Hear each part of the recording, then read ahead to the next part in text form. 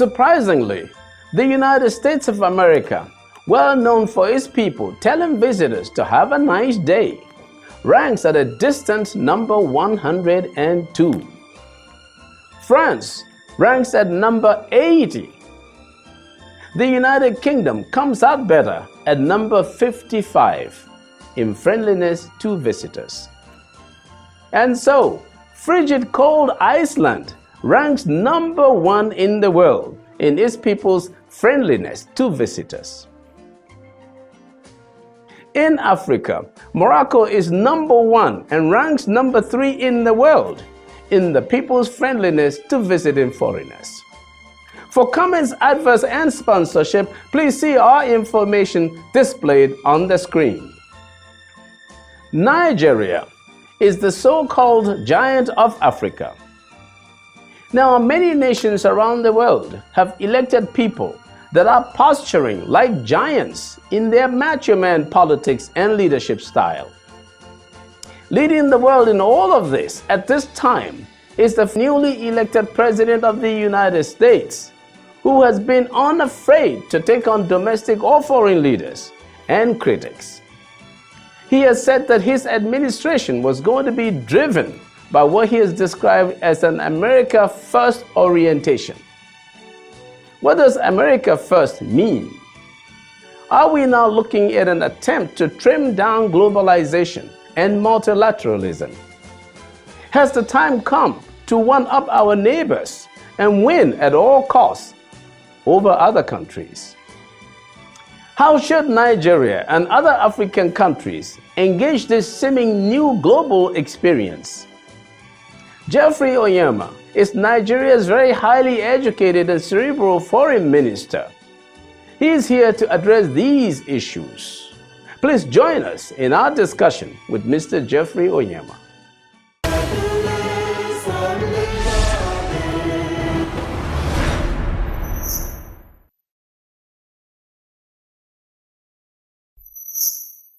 Okay, thank you, Minister. We are very pleased that you are here in our studios, Magnus studios. Very happy to see you. You're doing a wonderful job. We're proud of you. Thank you very much. Yes. So now today we want to talk about this so-called new era of nationalism, championed, it seems, by the new President of the United States, President Trump. Does this mean now that we've come or we're going to the end of globalization, the end of multilateralism? And how can Nigeria and other African countries figure in this kind of arrangement, in this so-called new era of nationalism? Thank you very much. Well, first of all, it's good to be here with you. Well, new era of nationalism. Well, I think first of all, I'm not sure to what extent you can really say it's new to start with. You know, for a long time, you've had in a lot of these countries a right-wing fringe that sort of espouses some extreme nationalist views. You know, in the UK, the National Front has been there, in France, and you know, in all the countries, Germany included. But I suppose the point you're making is that in the past, they've tended to remain almost fringe, you know, parties, Sure. and with not much likelihood of coming into power. And now it appears that, you know, they have a greater chance of coming into power. Well, how does that affect globalization per se? I think it still remains to be seen. Because, you know, when you look at it, you know, Marie Le Pen is not the president of France. And, But you know, it could be. Yeah, her father could have been too. Don't forget her father was, you know, in the final rounds and knocked out, you know, the socialist candidates some years back. We've seen in Austria, they stepped back from the brink, you know, and so forth. So I don't know if we can still call it a new era. We still, I think the jury of, obviously, it's still early days to judge Trump and to see exactly where he's at. He said so many things. So, yeah, but assuming that they all came into power, I think the globalization cannot be rolled back. There might be certain policies, maybe more protectionism to a certain extent, but I think just because of the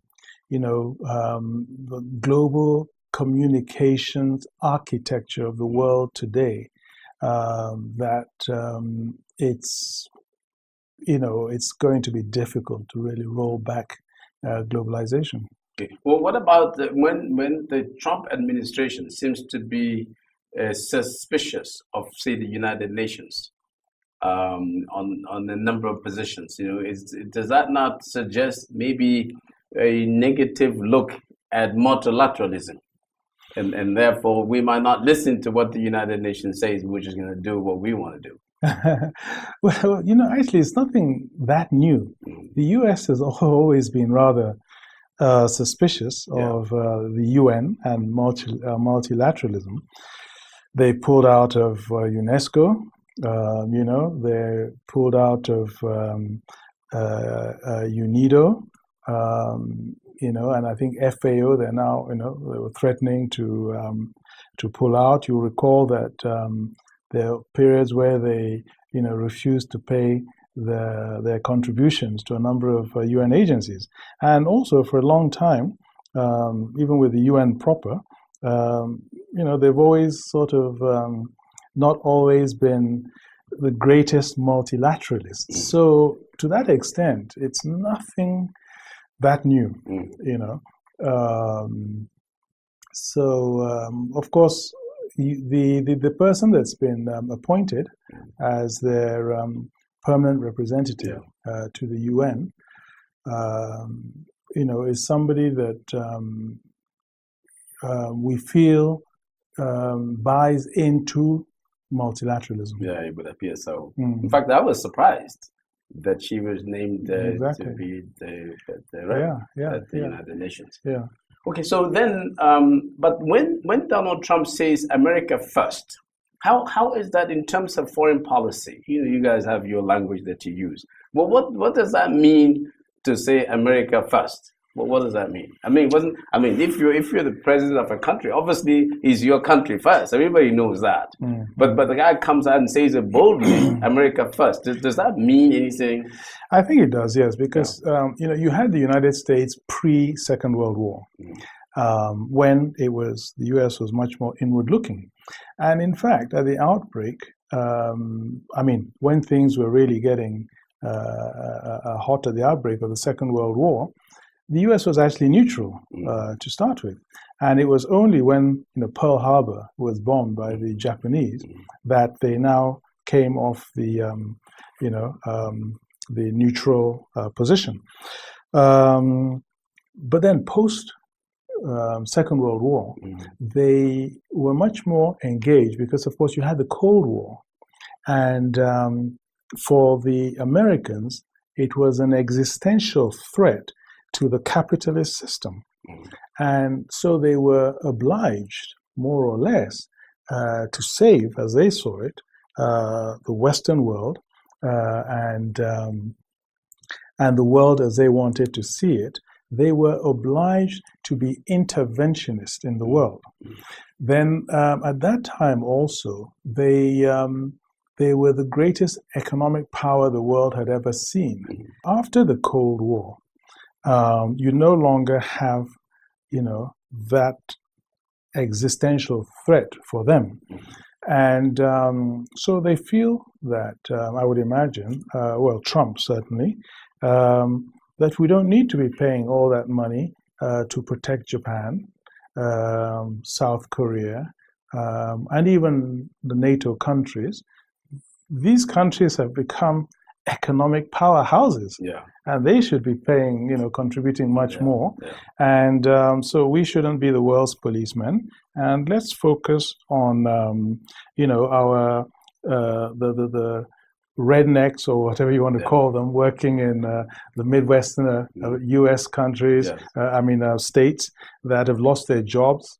let's work But won't to you that. lose leverage over Japan, over South Korea, over say even the Philippines, if you were so detached and thought that right they should carry their own burden? It's a cost benefit thing. You weigh the pros and the cons, the costs and the benefits, and you take your decision. And obviously, if they're going that route, it's because they feel that those countries are well into the democratic capitalist orbit, and would not represent a threat, because the Soviet Union has collapsed.